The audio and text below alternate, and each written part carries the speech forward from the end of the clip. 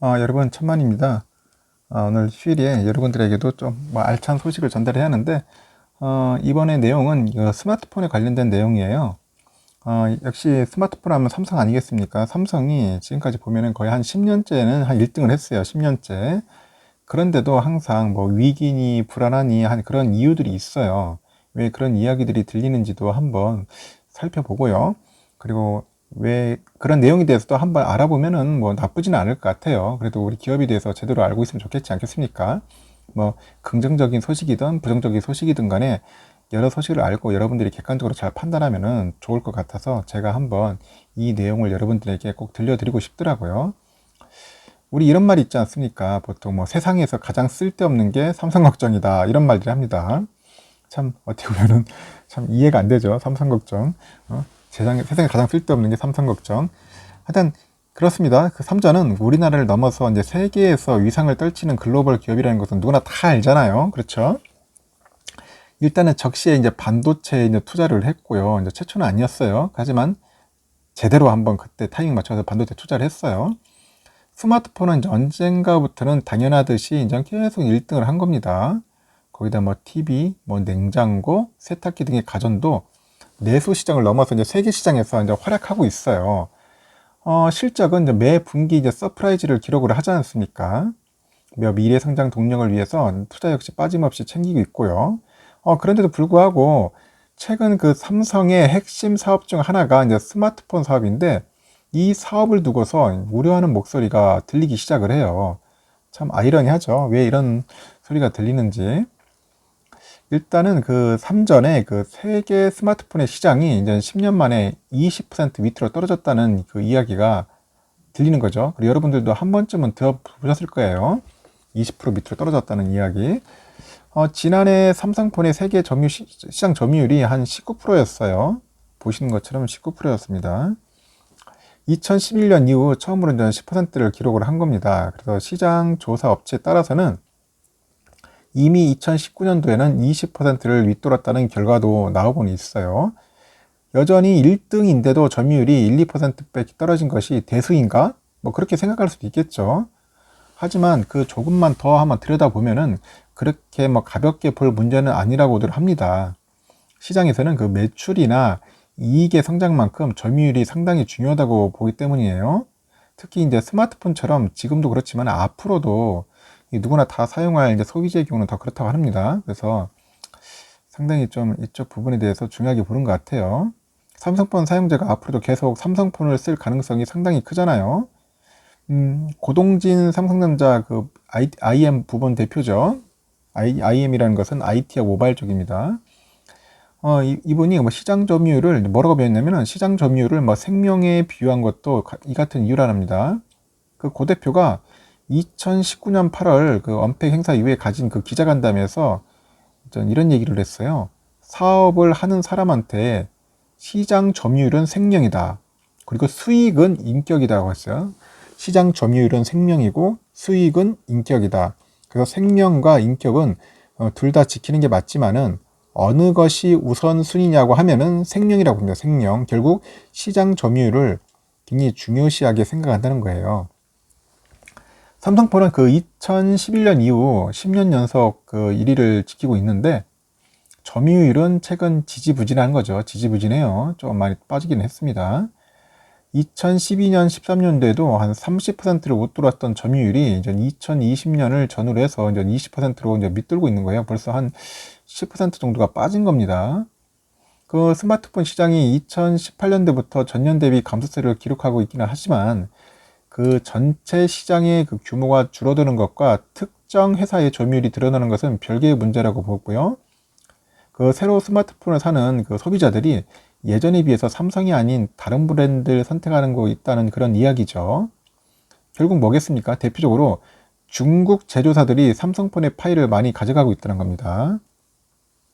중국 폰들이 요즘 엄청 들어오는 거예요. 이제 저가 폰들이 많다 보니까 중저가 폰들이 많아서 중국 폰들이 이제 글로벌적으로 상당히 많이 팔리는가 봐요.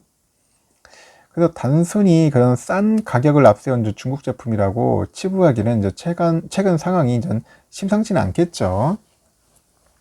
미국의 그 강력한 견제로 타격을 입은 화웨이 그 빈자리를 이제 채우면서 샤오미가 어느새 세계 3위로 스마트폰 제조사로 발돋움했어요.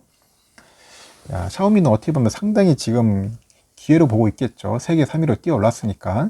그 중국 내에는 그 오포라고 있어요. 오포가 벌써 2달 연속 2위를 차지하면서 저력을 보이고 있습니다.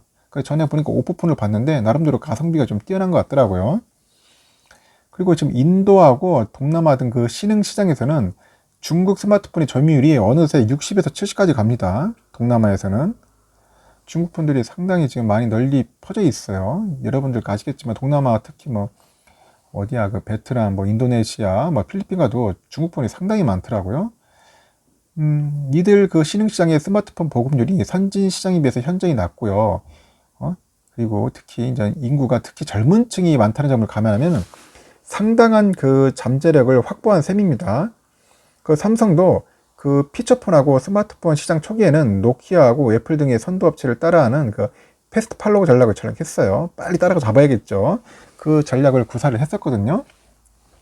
후발주자의 그 이점을 그 100분 활용해서 빠른 속도로 따라잡은 끝에 이제 퍼스트 무브가 됐는데, 한 발 늦게 시작해서 1등의 자리까지 오르는 것은 힘든 여정이었을 테지만은 삼성만이 할 수 있다고 자만할 수도 없는 일이에요. 요즘은 또 중국들도 그렇게 따라 하겠죠. 삼성처럼.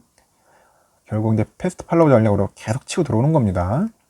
그리고 또 스마트폰의 원조죠. 애플 또. 그 태세 전환도 눈이올 부분이에요. 애플이 그 지난해 그 선보인 그 아이폰의 그 새로운 운영체제가 있어요. iOS 14 13인데 그 안드로이드와 매우 유사한 그 인터페이스로 변화를 했어요. 지금 iOS 14가. 그래서 중고폰 그 보상 프로그램도 그 삼성폰하고 구글폰까지 확대해가지고 현재 안드로이드폰 사용들까지 적극 공략하고 나섰어요. 지금 미국에서는 현재 지금 그렇게 하고 있는 것 같습니다. 그 아이폰 11부터는 이제 출고가를 이제 전작에 비해서 낮춰 잡는가 하면은 보급형 모델인 아이폰 SE라고 있잖아요. SE 이 모델까지 나오기 시작하지 않습니까? 중저가 잡으려고. 그래서 진입 장벽을 낮춰가지고 결국 이제 파일을 키우겠다는 거죠. 이제 그런 전략을 지금 현재 병행하고 있어요. 아이폰이. 애플이 지금 그렇게 하고 있다는 거죠. 그 애플은 현재 하드웨어하고 소프트웨어를 모두 만드는 회사잖아요. 그래서 끊기지 않는 그런 사용 경험과 그 애플 기기 간의 높은 연동성을 상당히 자랑하지 않습니까? 그러다 보니까 또 애플 사용하는 분들은 계속 애플만 사용합니다. 여러분들 아시겠죠? 뭐 맥북, 아이폰, 아이패드 그리고 워치, 애플워치가 다 아이폰으로 다 연동이 되는 거예요. 그러다 보니까 한번 애플바가 되면 또 애플바만 되는 거예요. 계속 사는 겁니다. 이제 그런 것들이 굉장히 무섭죠. 이제 충성 고객이 있다는 게 무서운 거예요. 삼성은 또 물론 여태 경쟁사가 따라갈 수 없는 부분이죠.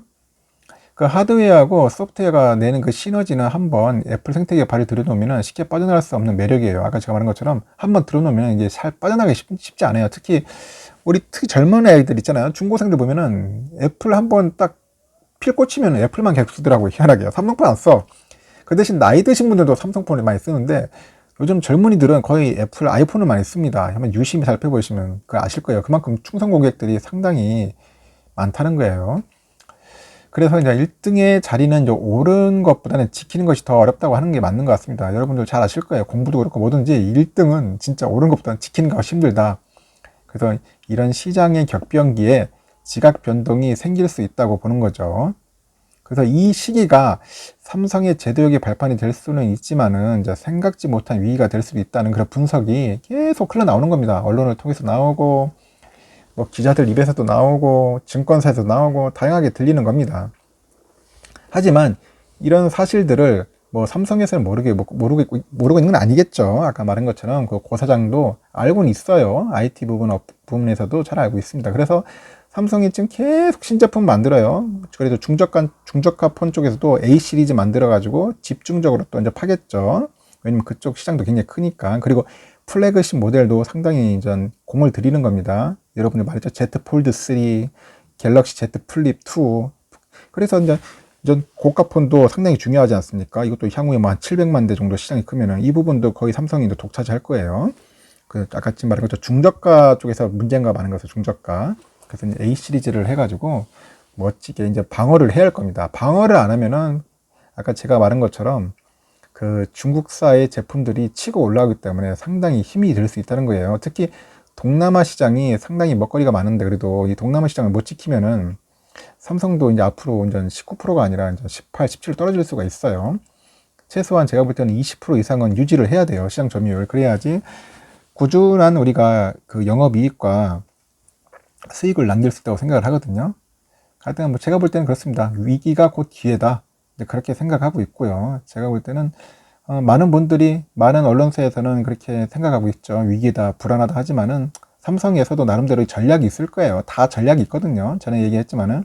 그렇기 때문에 너무 걱정할 필요는 없을 것 같아요. 하여튼 이런 내용도 있다는 것도 참고하시면 좋을 것 같습니다. 하여튼 삼전 화이팅 해주시고, 우리 주주라도 삼성폰 많이 써야 합니다. 그게 삼성을 살아가는 길이고 주주로서 해야 할 일입니다. 그래서 이런 내용들도 여러분들한테 알려드리는 차원에서 제가 이렇게 강의를 하는 거예요. 여러분들 참고하십시오. 하여튼 좋은 하루 보내시고요. 앞으로도 우리 삼성폰 자주 씁시다. 이상 영상 마치겠습니다.